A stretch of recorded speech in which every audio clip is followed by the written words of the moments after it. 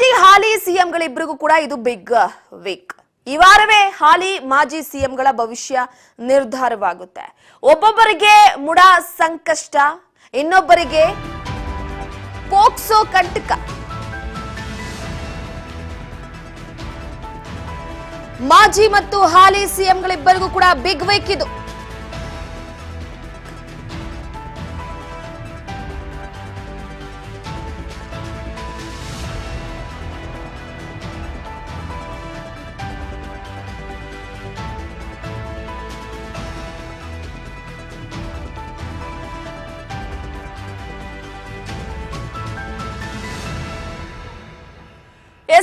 ಒಂದ್ ಕಡೆ ಒಬ್ಬರಿಗೆ ಮುಡಾ ಸಂಕಷ್ಟ, ಇನ್ನೊಬ್ಬರಿಗೆ ಪೋಕ್ಸೋ ಕಂಟಕ. ಕೋರ್ಟ್ ಆದೇಶದಲ್ಲಿ ಇಬ್ಬರು ನಾಯಕರ ಭವಿಷ್ಯ ಅಡಗಿದೆ. ಮುಡಾಕ್ಕೆ ಸಿಬಿಐ ತನಿಖೆಗೆ ನೀಡುವ ಅರ್ಜಿ ವಿಚಾರಣೆ ಮುಕ್ತಾಯ ಆಗಿರುವಂತದ್ದು. ಇದೇ ವಾರ ಕೋರ್ಟ್ ಆದೇಶ ಹೊರಡಿಸಲಿದೆ.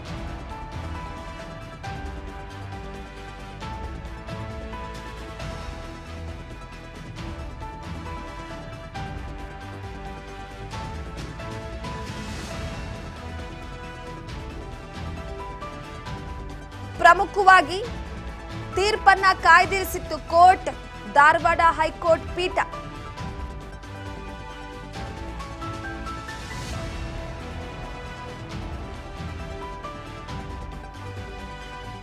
ಒಂದು ಕಡೆ ಮುಡಾ ಸಂಕಷ್ಟದಿಂದ ಪಾರಾಗಬೇಕು ಅಂತ ಸಿದ್ದರಾಮಯ್ಯನವರು ಕೂಡ ಈಗಾಗಲೇ ಸಾಕಷ್ಟು ಪ್ರಯತ್ನ ಪಡ್ತಿದ್ದಾರೆ.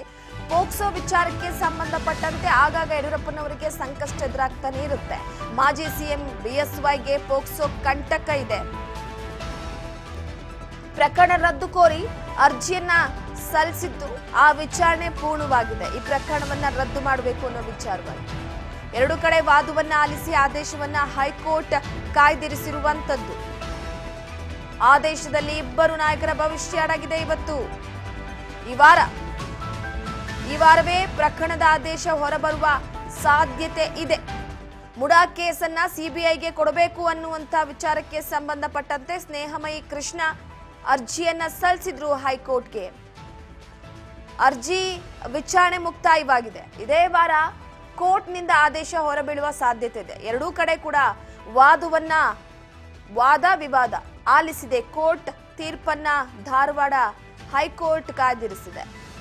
ತನಿಖಾ ವರದಿ ಸಲ್ಲಿಸಿದ್ದಾರೆ ಲೋಕಾಯುಕ್ತರು. ಮುಚ್ಚಿದಂತ ಲಕೋಟೆಯಲ್ಲಿ ಲೋಕಾಯುಕ್ತ ಎಸ್ಪಿ ವರದಿಯನ್ನು ಸಲ್ಲಿಸಿರುವಂತದ್ದು. ಇನ್ನ ಮಾಜಿ ಸಿಎಂಗೆ ಬಿಎಸ್ ಯಡಿಯೂರಪ್ಪನವರಿಗೆ ಪೋಕ್ಸೋ ಕಂಟಕ ಇದೆ.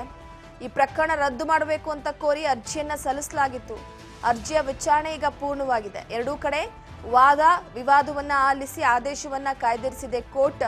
ಈ ವಾರವೇ ಪ್ರಕರಣದ ಆದೇಶ ಹೊರಬರುವ ಸಾಧ್ಯತೆ ಇದ್ದು ಮಾಜಿ ಮತ್ತು ಹಾಲಿ ಸಿಎಂಗಳಿಬ್ಬರಿಗೂ ಕೂಡ ಈ ವೀಕ್ ಅಂದ್ರೆ ಈ ವಾರ ಬಹು ದೊಡ್ಡದಾದಂತಹ ವಾರ. ಆದೇಶದ ವಿಚಾರಕ್ಕೆ ಸಂಬಂಧಪಟ್ಟಂತೆ ಕುತೂಹಲದಿಂದ ಕಾಯಲಾಗ್ತಿದೆ.